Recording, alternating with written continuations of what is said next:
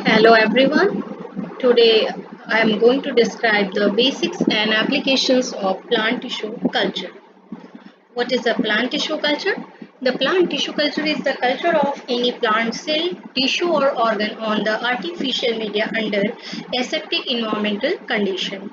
You must be knowing about tissue. Tissue is a group of cell of the similar origin, structure and function.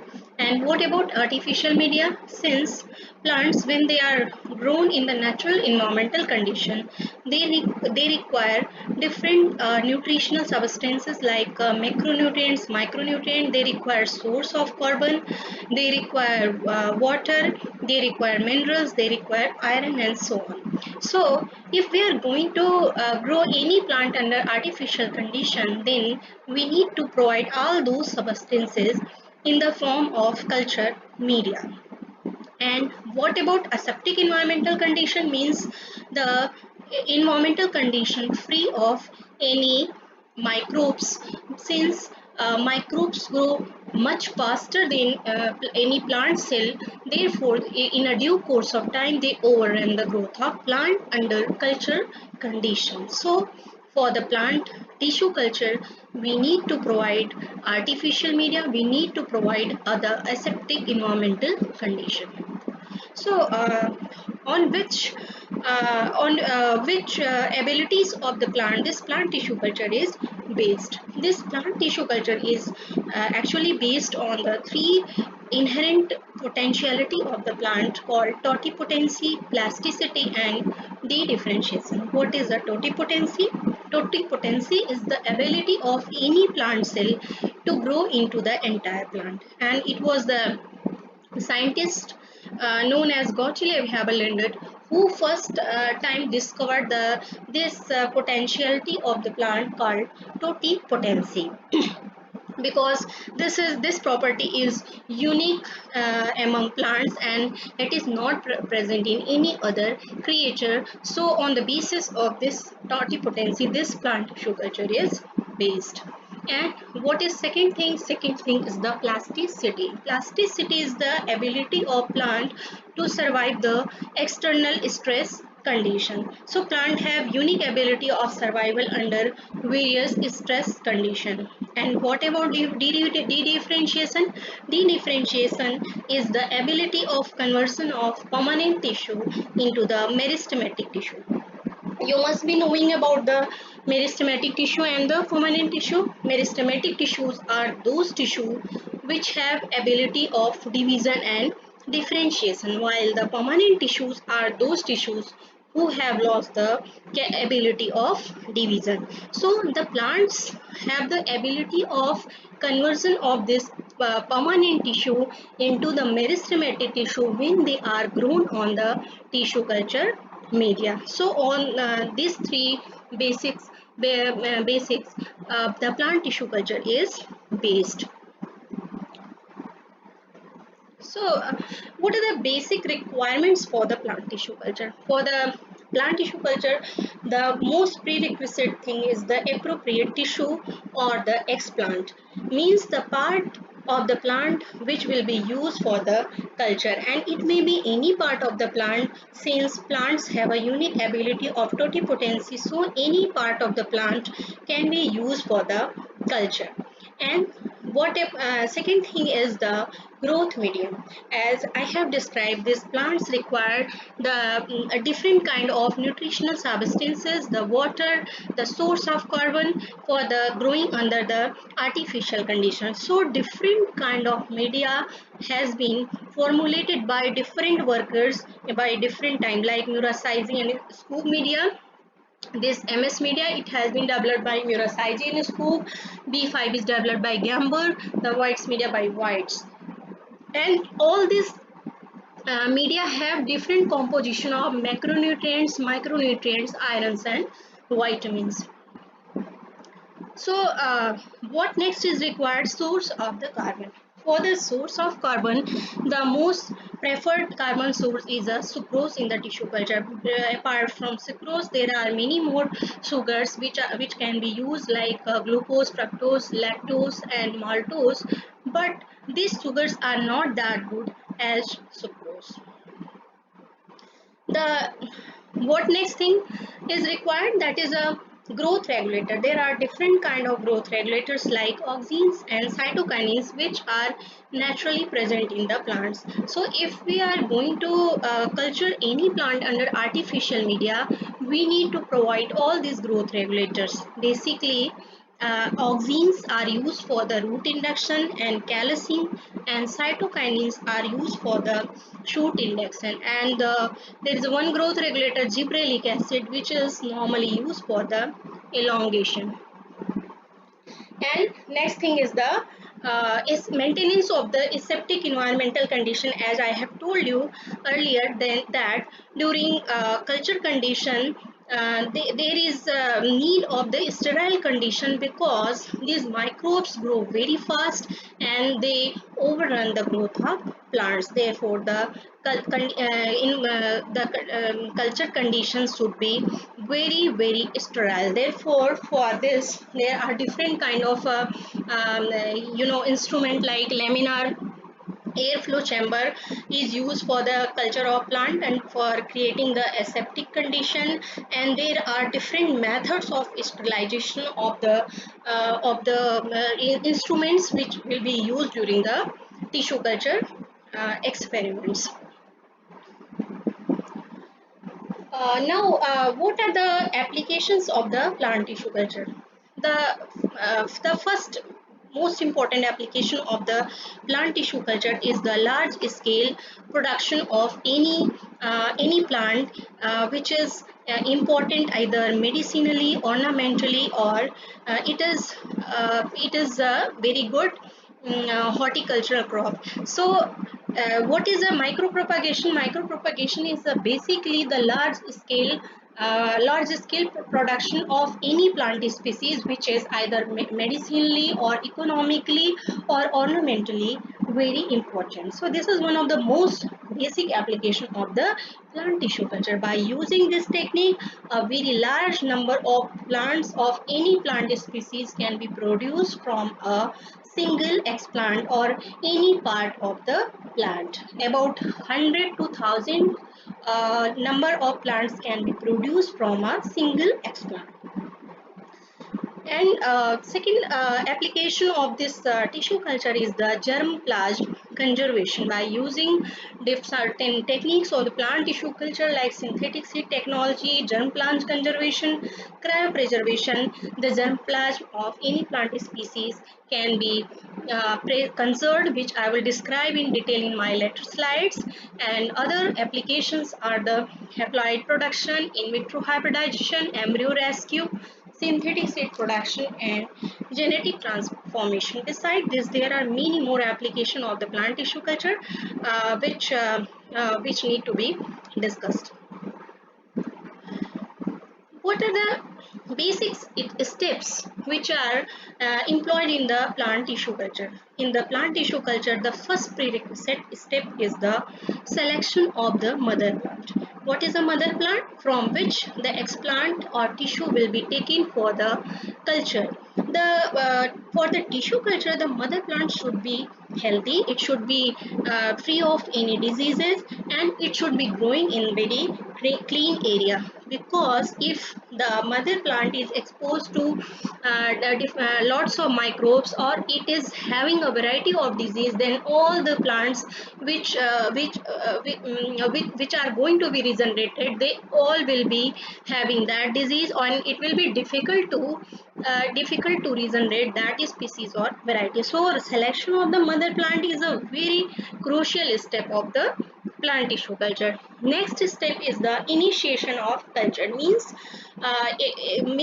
culture of the explant on the artificial media. As you can see in this diagram, diagram A, it is showing the culture of node on the media, and in this case muracizin scoop media has been used, because this work is done by me itself, which I am showing here in the plant of Phyllanthus fraternus Webster, which is commonly known as a Bhui Amla. So first this diagram is A showing the initiation of culture. Next step is the multiplication. Multiplication means large scale production of shoot, means large number of production of shoots. Here you can see in the diagram B that how large number of shoot buds are initiated from this nodal explant. And step third is the rooting. So you can see in this diagram D how roots are initiated from this. And the step E, F and G is showing the field transfer and acclimatization, the step 4 of the plant tissue culture. So what is acclimatization? Acclimatization is the adjustment of plant to external environmental condition, because the plants which are in the lab condition or in the in vitro condition, they are exposed to entirely different condition which is present in the natural environment. That's in the natural environment the light intensity is very high, there is less humidity, while in the in vitro condition light intensity is low and there is a high humidity. So both conditions are entirely different. So once we are going to transfer our in vitro regenerated plant to field condition, it should be subjected to certain adjustments. It needs a certain time for the adjustment to external environmental conditions. So these are the basic steps which is involved in the plant tissue culture. Now, what kind of plant tissue cultures are there? Depending upon which kind of explant which are going to culture, there are different types of plant tissue culture. Say if in this diagram you can see this is the apical bud, or it is also called apical meristem. If the apical meristem is cultured, then the culture is called meristem culture. If this axillary meristem leaf bud, this nodal region having the axillary bud is cultured on the media, then it is called nodal culture. If the internode is cultured, that may be internode culture. And if the root is cultured, it may be root culture. If leaf is cultured, it will be leaf culture. And what different yeah, here it is callus culture and cell suspension culture. What is a callus culture? Callus is actually a mass of undifferentiated mass of parenchyma cells. There are certain group of cells which are initiated from the which are developed from the explant while culture condition. They are the undifferentiated mass of basically parenchyma cells. So if the callus is cultured or callus is developed during the culture condition, it is called the callus culture. And what about cell suspension culture? Cell suspension culture is basically the culture in the liquid media where the different cells are in the friable condition. All cells are free and they are floating on the media.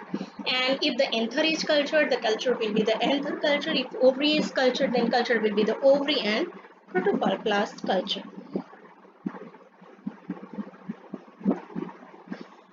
So, what are the factors which affect the plant tissue culture? There are different factors which affect the growth of plant and during the culture condition. There are different minerals, say macronutrients, micronutrients, source of carbon, growth regulator, light, photoperiod and pH, which influence the growth of plant under the in vitro condition. The what generally plant require, they require 16-hour light and 8-hour dark period. They require pH of 5 to 6. And normally younger explant, if the explant is taken from the younger plant, they respond much better in compared to explant taken from the mature plant. And actually there is a very variation in the response of the explant during culture condition. Different variety of the same species respond very differently during the culture condition, which need to be optimization. So this technique is basically based on the optimization of all these culture condition. We need to optimize all these conditions during the culture of any plant species. So there is no any definite criteria that this is going to work over there. We have to find out it that which condition is going to work. Now, what is micropropagation? As I told you, micropropagation is the large scale production of the genetically identical plants during the culture condition. Why they are genetically identical? Because they are all the plants which are developed or which are regenerated during the micropropagation. They are derived from a single X plant. There are no involvement of two parent. There is no any genetic intermixing. There is no any genetic recombination. Therefore, all the plants which are produced, they are like clone, means they are identical to each other, they are genetically similar. So what is the advantage of this? Suppose if we are going to produce a large number of plant of any crop species, either it is medicinally very important, or it is any fruit crop, or it is a ornamental crop. So what we require as it is useful plant. The plant should be as useful as its parent plant. So in this case, this technique of micropropagation, which is basically a vegetative propagation, is definitely going to work. So here this technique is very useful for the large scale production of that very variety. Suppose we have a variety of mango that is having a very big size of fruit. It has a very huge amount of pulp, very smaller seed. It is very sweet in taste, and we need to produce large number of plants of that very variety. So what will we require? We will require we will think, or we will want to produce large number of that plant without any without any variation from its mother plant. So in this case, the plant tissue culture or this micropropagation is definitely going to work, and it will provide us large number of huge amount of that very mango fruit. Similarly, if any plant is having a very high any chemical constituent that is medicinally very important, and we need to produce large number of plants of that very variety, in that case also this is going to work very well. So now how this micropropagation is done? Micropropagation is basically done by two methods. One is organogenesis and second one is the embryogenesis. Genesis means formation, organ, genesis embryo formation. So in the first case, there will be the direct formation of the organs like shoot and root, and in the case of embryogenesis, there will be the formation of embryo, and from that embryo the formation of plant organ will takes place. So what is the difference between this organogenesis and embryogenesis? In this organogenesis is basically a two-step procedure.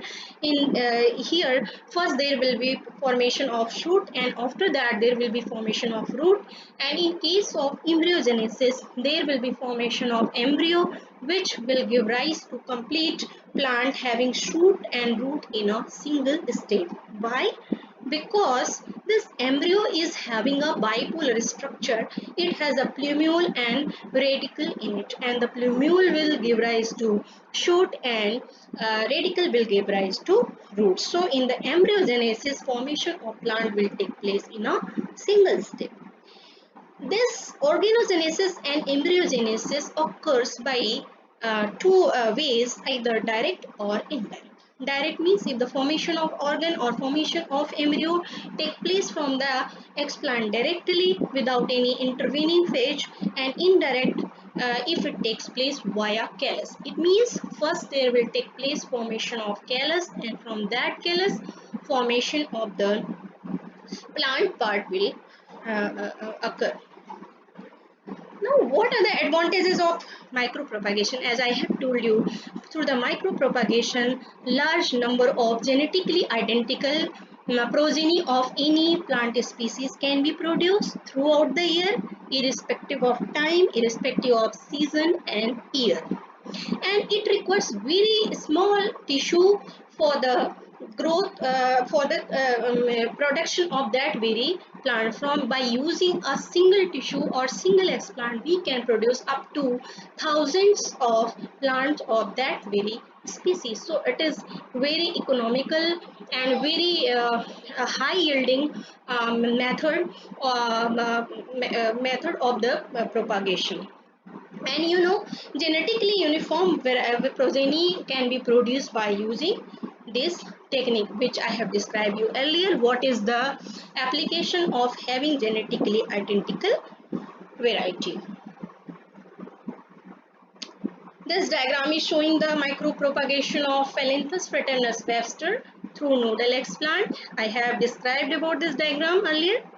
And this diagram is showing the micropropagation of Phyllanthus fraternus Webster through shoot tip explant. This is induction, multiplication, elongation, rooting and acclimatization.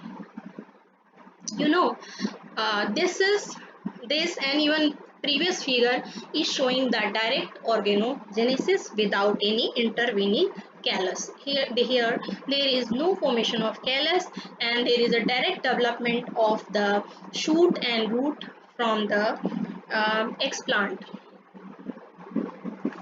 Now this diagram is showing the stages of somatic embryo development. As in the case of gametic embryo development, there are 4 phases: globular, heart-shaped, torpedo-shaped and cotyledonary stage. Similarly, in the case of somatic embryo development as well, there are 4 stages. You can see here, this is globular stage, spherical kind of structure. This is showing the your torpedo stage, and it is the cotyledonary stage. This diagram is showing the direct somatic embryogenesis in Nicotiana. You can see all the stages: globular, heart shape, torpedo stage and the cotyledonary stage, and from this formation of the entire plantlet will take place. This is showing the indirect somatic embryogenesis through callus. This is the callus mass of parenchyma cell. Now, germplasm conservation. What is the conservation of germplasm? Germplasm conservation means sustainable use of any plant variety. What about sustainable use? Means use of any plant species in a limited way so that it can be made available to its future generations as well, with its minimum loss and its survival for future generation also.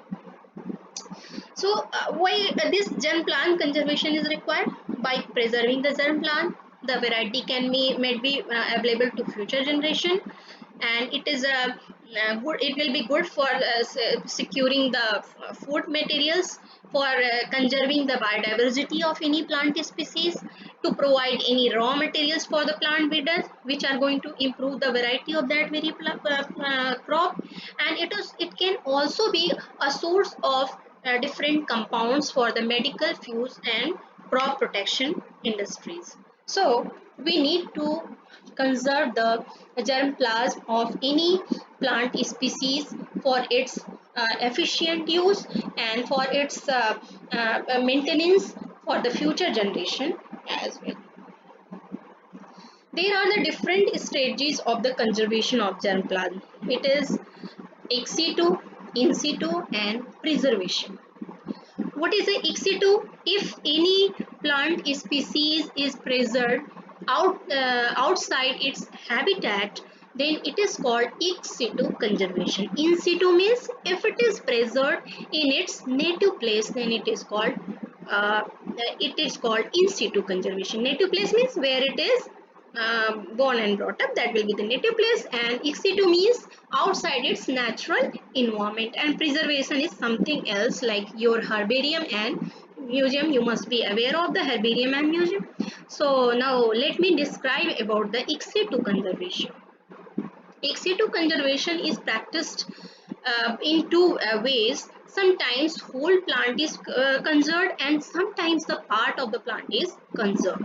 For the whole plant conservation, there are field gene bank, on-farm conservation, botanical and herbal garden, arboretum, and for the part of plant, there is a seed gene bank, pollen bank, tissue culture repository, and cryo bank.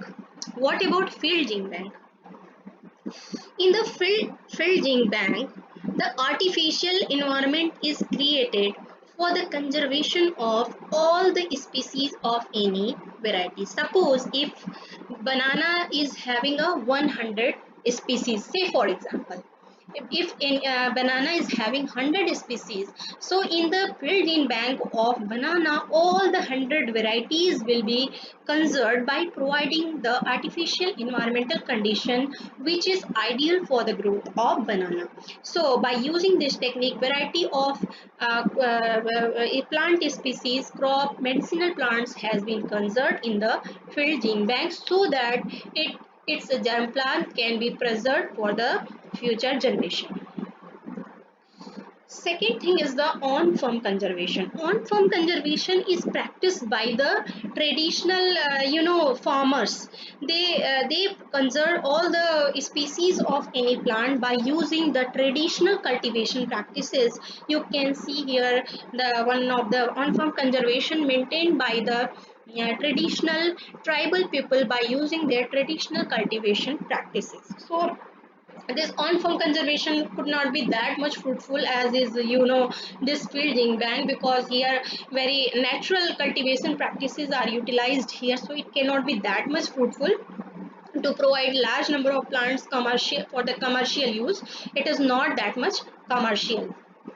Now the second method is for the preservation is the botanical garden. You must be knowing about the botanical garden. This is showing the diagram of the layered botanical garden, and now it is the arboretum. It is also ex situ conservation practices. It is mainly practiced for the tree species. Now this is ex situ conservation by means of synthetic seed technology.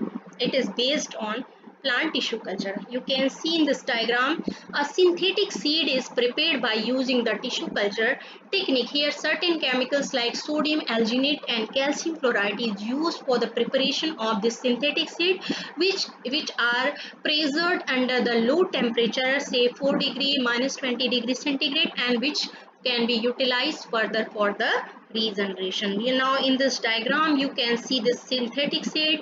It's a shoot bud induction from it, the rooting from it, and its acclimatization. So this is also one of the conservation germ plants conservation technique by use of the tissue culture technique known as a synthetic seed technology.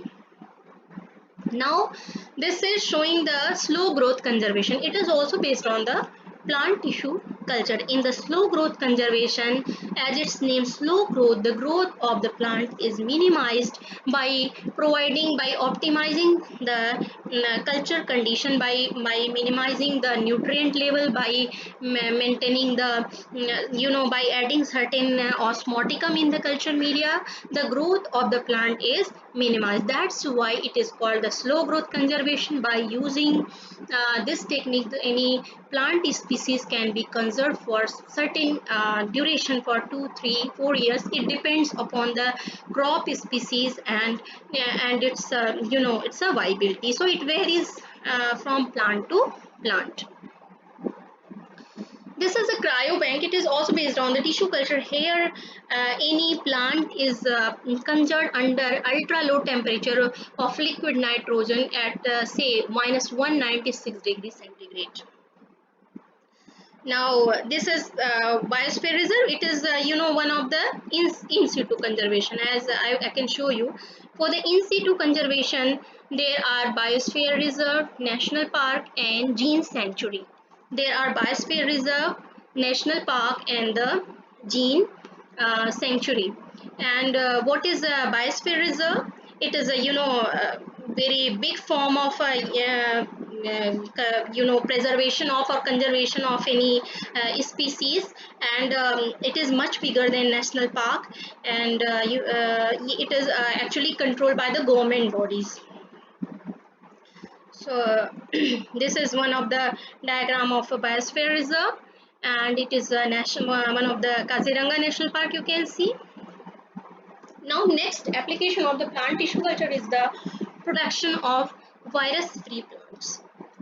Plant tissue culture is the only technique by which the virus-free plants could be produced, because the meristem of any plant uh, is free from any viral attack. You can see how this meristem culture is going to be practiced. Meristem culture, this is the meristem. So this area is very less infected from the any virus. Suppose if any plant species there is an infection of any virus, so that virus will be systemically present in all the tissue of that plant species, but by some unknown reason in the meristematic region, the growth presence of virus is not seen. Therefore, by using this meristem culture, the virus free plant can be produced.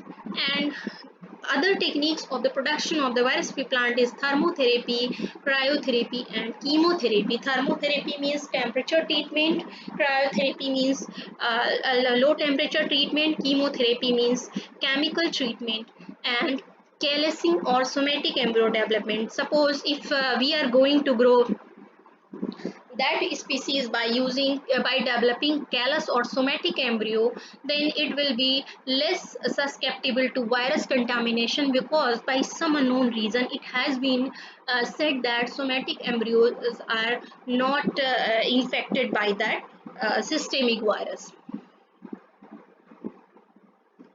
Now, next important application of the plant tissue culture is the haploid production. So, how can haploid be produced? Haploid means if any species is having the gametic chromosome number. Gametic chromosome number, half of its parent will be the gametic chromosome number, so they are called haploids. So sometimes haploids are required if for the mutation breeding, for the isolation of mutants, haploids are required, or sometimes if we need to develop homozygous diploid species, so in that case haploids are sometimes required. So if we need to produce a haploid, so what kind of strategies are used over there? It is a anther culture, it is ovary culture, and it is a interspecific hybridization. Why this anther culture and ovary culture? Because in both anther and ovary, the process of gametogenesis takes place through meiosis, and it results in the haploid gamete formation. Like haploid male gamete and haploid female gamete is formed as a result of process of microsporogenesis and megasporogenesis. So if the anther of any plant species is cultured on the media, then it results in the production of haploid plantlets, because the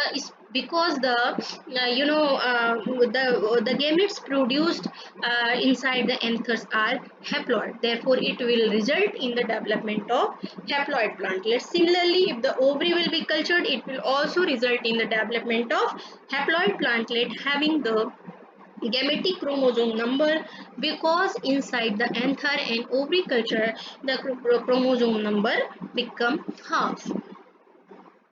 And next technique of the haploid production is the interspecific hybridization. Interspecific hybridization means hybridization among two different species. There is a variety of barley, Hardium vulgare and Hardium bulbosum. When these two varieties are crossed, then the chromosome number of the Hardium vulgare is automatically removed, and it results in the formation of the haploid. Now the next important application of the plant tissue culture is the plant transformation. Plant transformation is the technique of transfer of any useful gene into the plant species or into the genome of any plant species. So genome means entire set of genome of any individual. So the gene which is transferred is called transgene, and the resulting plant which is developed by using this technique is called transgenic. So by using this technique of plant transformation, several varieties has been developed till today. First transgenic to come into market was the flavor saver tomato, and it was having the thicker skin, and and it was much sweeter than its parent variety, because in this a gene for late ripening and has been inserted from some other species. So this transfer of gene, there are different methods for the transfer of gene into the plant species. So it may be indirect method and it may be direct method. If indirect method, it the gene is transferred by using a bacterium called agrobacterium, and in the direct method there are different techniques like micro injection, macro injection, particle gun method, chemical method, liposuction. Because it's going to be very descriptive, so I am not going to describe each method in this lecture, because I will describe it later, because it will take a lot of time. So what are the achievements of plant transformation? By using this plant transformation technique, different kind of varieties has been developed with having insect resistance, herbicide resistance, having much quality, better quality, high protein quality, high vitamin A content, and with having male sterility gene, and a different kind of varieties has been developed by using this technique of plant transformation. Because this, by using this plant tissue culture, this is the only way by which we can regenerate any plant tissue.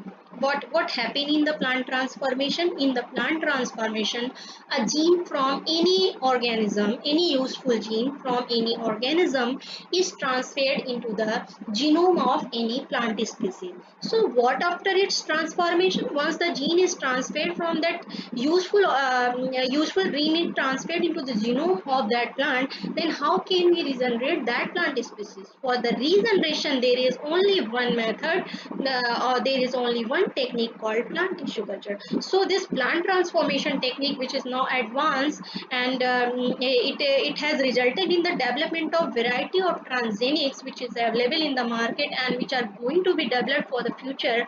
They can be developed by using this plant tissue culture technique. So there are various applications of the plant tissue culture. So this is about the secondary metabolite production.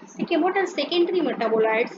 Secondary metabolites are the substances which are produced by the plants under stress condition. If they are attacked by certain pathogen, if they are subjected to any abiotic or biotic stress condition, under such a condition there occur production of certain metabolites like alkaloids, phenolics, flavonoids, terpenoids, and so on, which are not very useful for plant itself, but they are very useful for human being, for this society, for development of. They are very useful. They can be useful as a drug. They can be useful in the nutraceutical industry, pharmaceutical industry, and there are many more applications of their secondary metabolites. So this plant have inherent ability of the production of the secondary metabolites.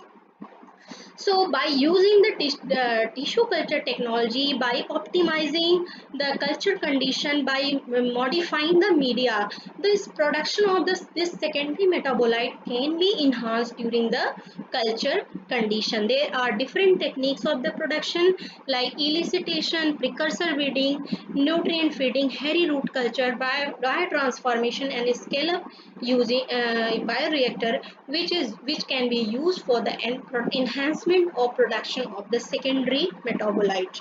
I will give some separate lectures on this secondary metabolite production, on plant transformation, on this gen plant conservation, because each and every this technique is a very descriptive kind, so I cannot summarize all in this slide in a very detailed way, so I can give only a few points of that.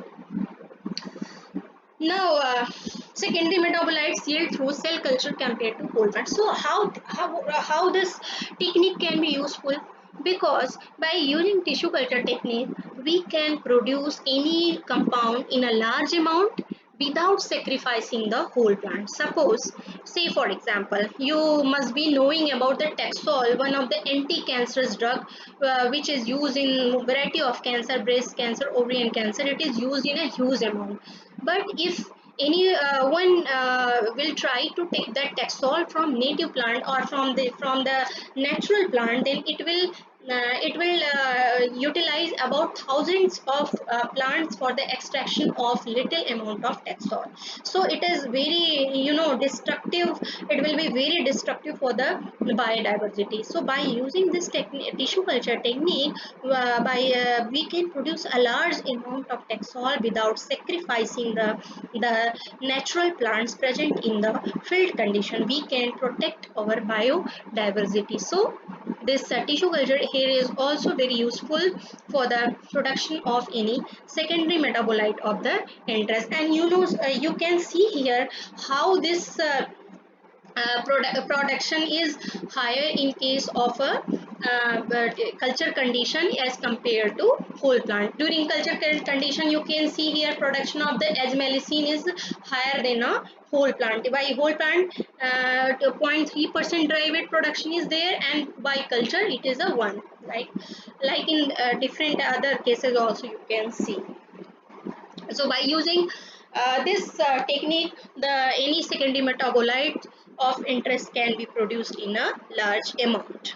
Now the next application of the plant tissue culture is the somatic hybridization. What is the somatic hybridization? Somatic hybridization is a fusion of protoplast of two different species which either are sexually incompatible or which are which belong to different species or variety. So by using which varieties which cannot hybridize under natural condition due to some incompatibility barrier or due to some other unknown reason, they can be hybridized using this technique of somatic hybridization. Here the protoplast of two species, you can see there is species A and species B which are fusing here to produce the hybrid, which is called heterokaryon. Heterokaryon means it is having the cytoplasm of these two species and two different kind of nuclei. It is the fusion product of protoplast of A and protoplast of B. Protoplast what means cell wall is removed here, and it resulted in the two kind of cell or hybrid. One is a cybrid and one is a synkaryon. What is a cybrid? Cybrid is having the cytoplasm of parent B and nucleus of the parent A. Means hybrid which contain the cytoplasm of one parent and nucleus of other parent is called the cybrid. And what about synkaryon, or sometimes it is also called the symmetric hybrid? It is having both the nucleus and cytoplasm of both the parent, and it is called the synkaryon or hybrid. So what is the application of this somatic hybridization? By this somatic hybridization, there is a possibility of making hybrid in variety which are sexually incompatible, and the genetic characters can be transferred among different species which are not related to each other by using this somatic hybridization. And it helps in the transfer of variety of cytoplasmic traits which are present in cytoplasm. There are certain traits which are controlled by the cytoplasmic genes, so these traits can also be transferred by the somatic hybridization, and it results in different nucleocytoplasmic combinations. So this somatic hybridization is the only technique of producing hybrid in the different in species and variety which are not related to each other. This is the only one technique. So now, till now, I have explained all the advantages of a plant tissue culture. Means we can produce a large number of variety of any species which are genetically identical to each other, which can be produced throughout the year, irrespective of the time, season, and year. And all the plants can be regenerated from a small tissue piece of plant without sacrificing the whole plant. We can produce secondary metabolite of stress. We can produce transgenic by transferring any gene of interest, and we can produce haploids by using this tissue culture technology. And beside this, there are many more applications of the plant tissue culture, but there are certain limitations as well.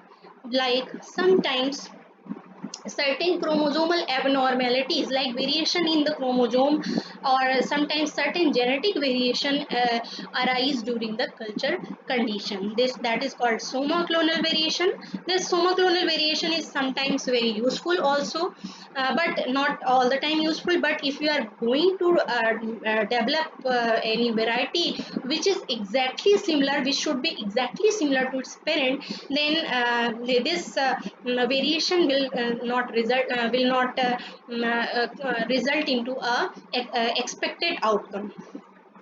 And by long term culture result in loss of regenerative potential of the explant, and it is a very little expensive and labor consuming, and it needs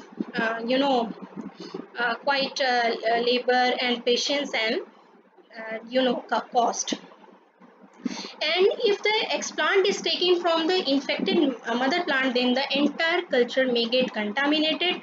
And what is the disadvantage? As you know, if you see all the three methods of reproduction, vegetative, asexual, and sexual, then most advantageous mode of reproduction is the sexual reproduction, because sexual reproduction is the only means by which genetic variability is created, because genetic variability is very essential for the evolution. So by tissue culture, which is basically a vegetative propagation, it will result in the loss of genetic variability in the population. So these are the little limitations of the plant tissue culture, but if you will see its application, then these limitations can be minimized.